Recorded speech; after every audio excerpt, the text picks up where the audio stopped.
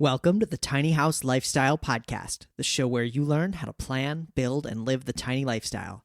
I'm your host, Ethan Waldman, and this week we'll be doing a 2022 Tiny House Lifestyle Podcast year in review show.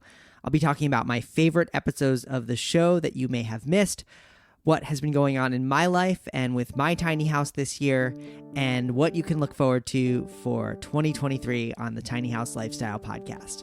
I hope you stick around.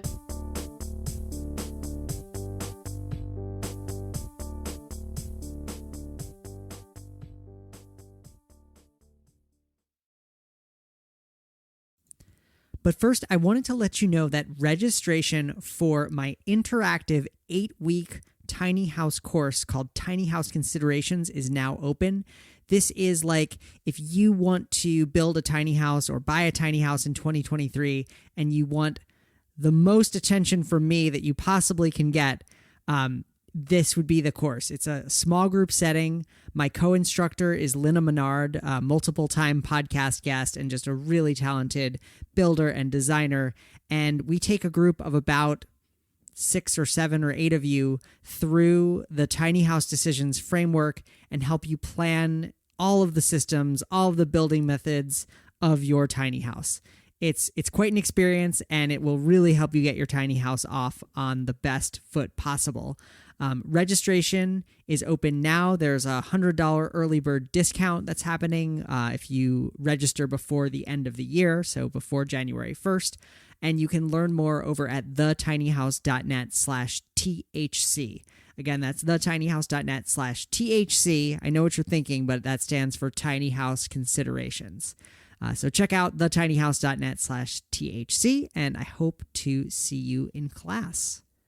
All right, let's jump right in. I would say the biggest highlight for me this year was launching the 2022 Tiny House Summit. Over 2,100 people from around the world learned from 30 of my favorite tiny house experts to plan, build, and live tiny. The summit was completely free for the weekend, and there were 2 bonus days on Monday and Tuesday. And I've never done anything that got such wonderful, glowing feedback and reviews. My goal was to create something for free that could really help people on their tiny house journeys, and I think this did it. So if you saw the summit, thanks for coming, and if you missed it, you can actually still buy the all access pass. That will give you all the recordings plus a whole bunch of bonuses like a workbook and more, and you can learn more about that at tinyhousesummit.co. I had never done a tiny house summit before or put on an online event quite of that size, and it was humbling. It kind of made me feel in awe of this week's podcast guest, Renee Tivers, who puts on in-person tiny house festivals. And after doing an online one, I just can't imagine organizing an in-person festival. But yeah, Tiny House Summit was really great. And I think I'll probably do another one for 2023. In fact, if you head over to tinyhousesummit.co, you can sign up for the 2023 summit and just kind of save your seat so that way you don't have to worry about it later. So that was probably the biggest highlight for me business-wise and teaching-wise of what I did in the tiny house space. But I also made some big changes in my personal tiny house. If you've kind of followed my journey, my tiny house had to move at the beginning of the pandemic. The land changed hands, and the new owners, for various reasons, they claimed that they couldn't get liability insurance on the property with the tiny house there, even though I had my own insurance for the tiny house. It didn't make sense, but I wanted to be respectful, and it was fine. It's their land. They can decide whether I rent it or not. And so I moved my tiny house back to my parents' house behind the barn where I built it, and I wasn't living there. And so the tiny house was just kind of in a holding pattern. And fast forward to May of this year, 2022, I had rented it out a little bit. I had done I rented it month to month to someone, and that kind of got the bug back in my ear of, hey, I'm not using this tiny house right now, and it could really be a source of income for me. And this is what I've always talked about, how tiny houses are so adaptable, that, you can build a tiny house or buy a tiny house and live in it for a period of time. But when you're done with it, if you're able to hold on to it, you can really turn it into a source of income that could help you buy another house or travel or, all these other things. So we moved my tiny house to a new spot and listed it on Airbnb, and I got bookings immediately. It really blew me away, actually, how fast it booked, and it continues to be booked. It's December now, and I don't have a single free day until the middle of January. Moving the tiny house into place, though, was quite an adventure. I did hire a driver, and I was really glad I did, because I had to have the tiny house essentially winched into place in the corner of the lot where it is.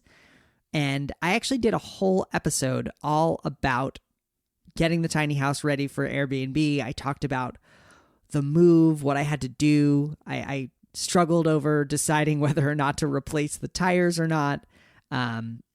Lots of things like that. And so if you're curious to hear more about that whole process and that experience, that would be episode 222 of the podcast. So you can go to thetinyhouse.net/222. That'll bring you there. Or if you're already in a podcast app, just scroll back a few episodes and you'll find it. That was this year, kind of in the fall. And, in my personal tiny house, there are some kind of maintenance things coming up. The main one is that I need to reseal the countertops.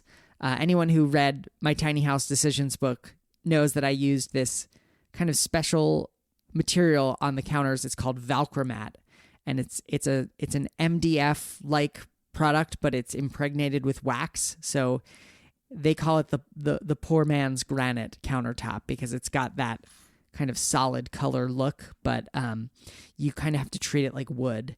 And I definitely have noticed that the Airbnb is a little bit harder on the house than I would be when I'm there. And so the countertops are definitely in need of resealing. Another big one is that I need to finish resealing the outside of the house. We did the side that was kind of exposed to the sun the most, because the stain had really faded.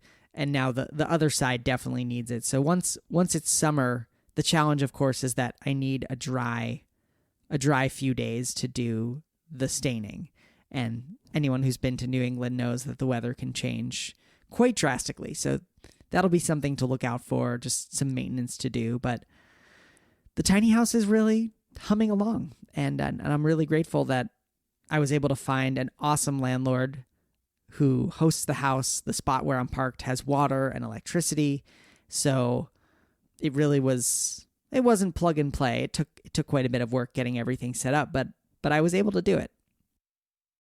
All right, let's jump into the real fun part, which is the Tiny House Lifestyle Podcast, which you're listening to right now.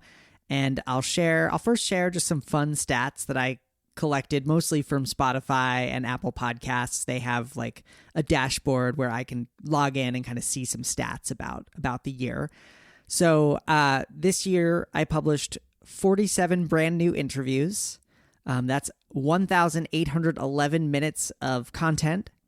And the show now gets about 20,000 downloads per month, which still blows me away. And I thank you all for being there, for listening. And I love hearing from my listeners. I know, tangent, but you can always email me, podcast@thetinyhouse.net. I love feedback. I love guest suggestions, all those kinds of things.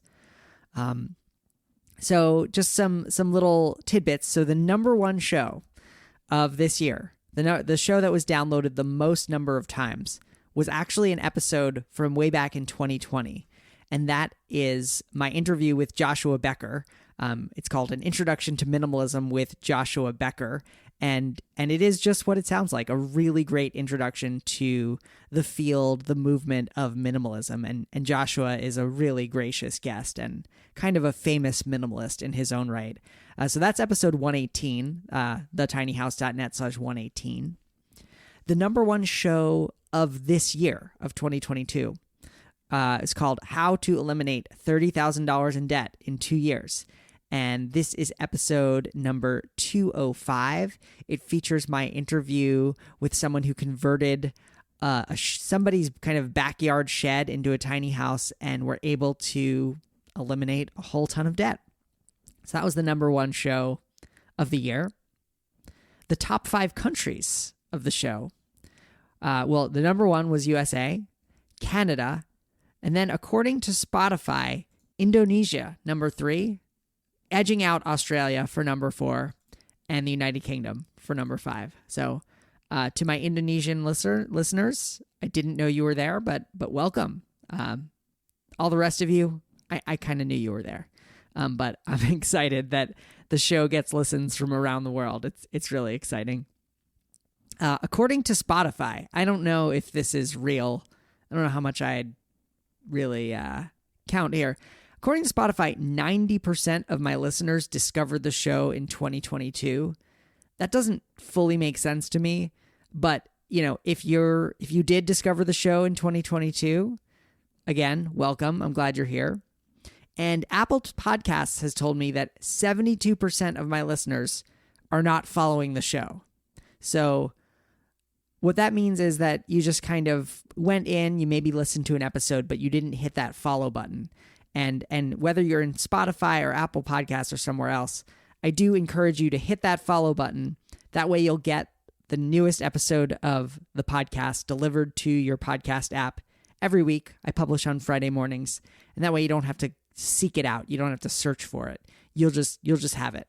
Whether or not you listen to it, that's up to you, but at least you'll have it. It'll be there in your podcast app. So yeah, hit that follow button, hit that subscribe button, follow the Tiny House Lifestyle Podcast, and I'll just if you keep listening, I'll keep making them.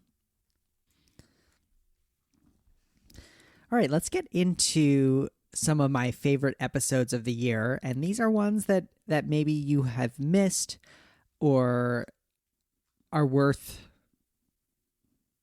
All right, let's get into my favorite episodes of the year. This is kind of like trying to pick between your favorite children, so I'm not going to do it in any particular order, but these are just 5 episodes that I really enjoyed doing. I enjoyed the conversation, meeting the guest, and I think that something good came out of it. Some higher level of thinking or inspiration or ideas were kind of reached. So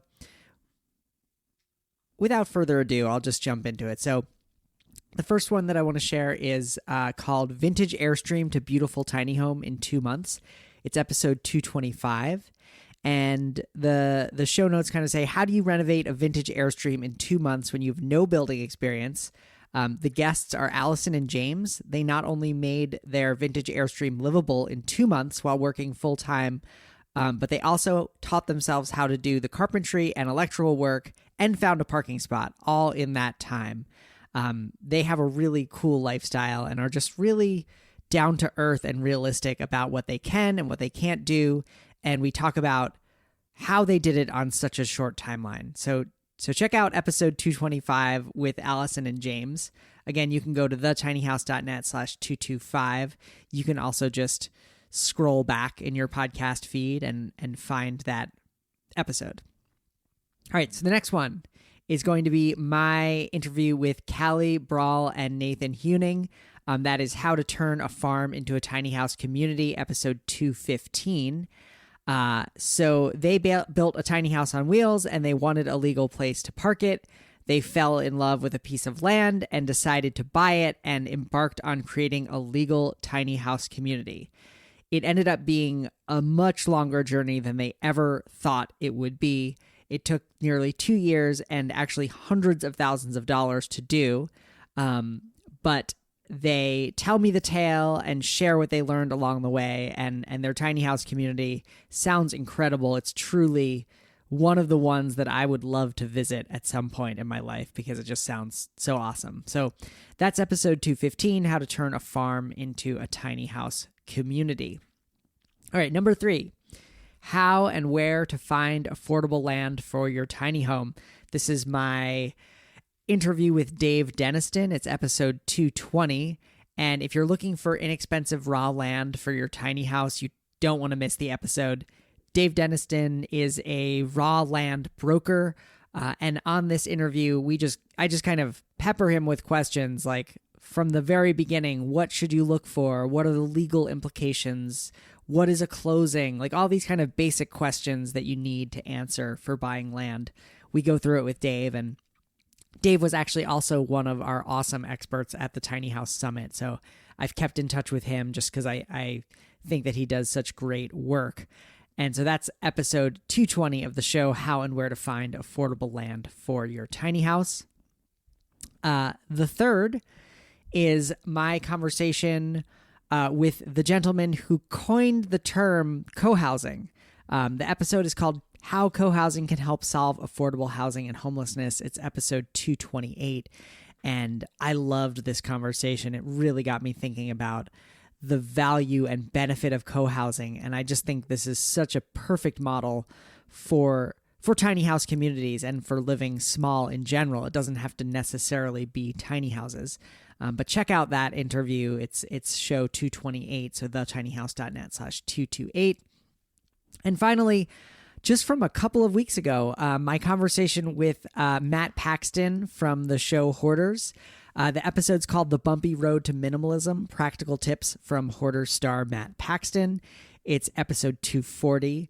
And it's cool because Matt, though he was an expert in helping do these hoarding cleanups, he really wasn't a minimalist. But when he married someone who's kind of a prominent minimalist, and they blended their two families together, so 7 children, and just about his journey committing to a minimalist lifestyle, doing it with a family, and it's a good one. He's a great storyteller, just really comfortable behind the mic, probably from his years of being on TV.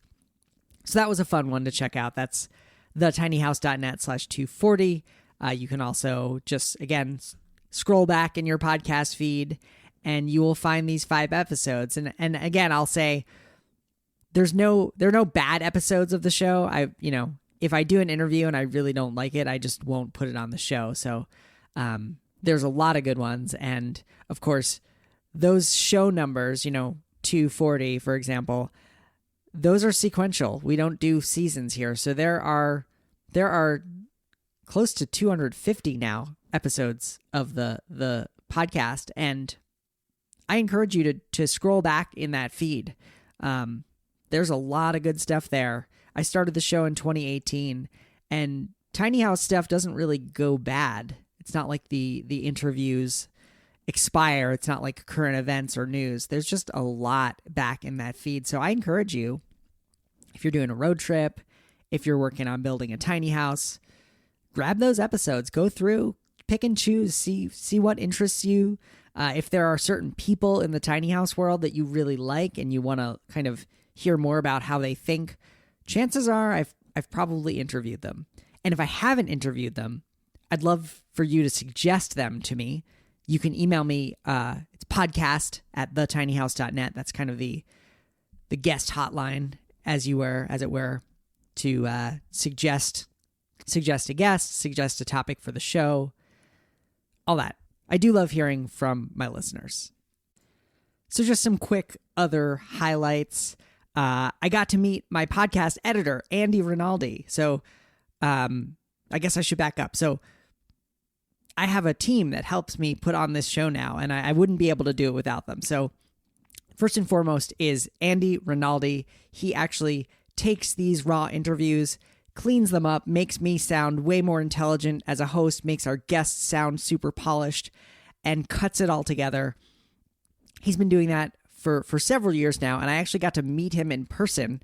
We obviously don't live in the same city, but he traveled to Vermont this summer, and we got to have a beer together, and that was awesome. Really awesome to meet Andy, somebody who's probably listened to me talk more than most other people in this world. So Andy, shout out to you. And then the other person who I couldn't do without is my assistant, Emily Wise. Emily writes the show notes, uploads the pictures, makes sure the transcript is readable and makes sense, and a whole lot more that I'm probably not saying here. So, Emily, thank you so much for all the work that you do on the show. You and Andy couldn't do without you. Super grateful to work with you, and just want our listeners to know that there are some awesome people helping me do things here behind the scenes. Well, that's basically it. I hope you are all having a happy, healthy, safe holiday season, and we will see you in the new year. I think we'll pick right back up with new shows. There'll be no break in content.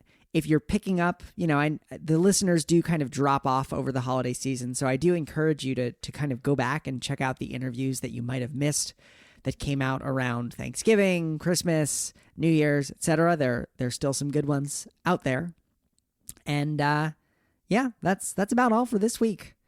And if you do one thing after listening to this show, please follow the show. Hit that follow button in Spotify. Hit that follow button in Apple Podcasts or wherever you listen, so you get a fresh episode of the show each week. That was probably the biggest surprise digging into the stats for this show, was learning that 72% of my listeners don't follow the show. So we can improve that. We can work on it. And that way I can deliver a freshly baked episode of the Tiny House Lifestyle podcast to you each and every week. I am your host, Ethan Waldman, and I will be back next week with another episode of the Tiny House Lifestyle podcast.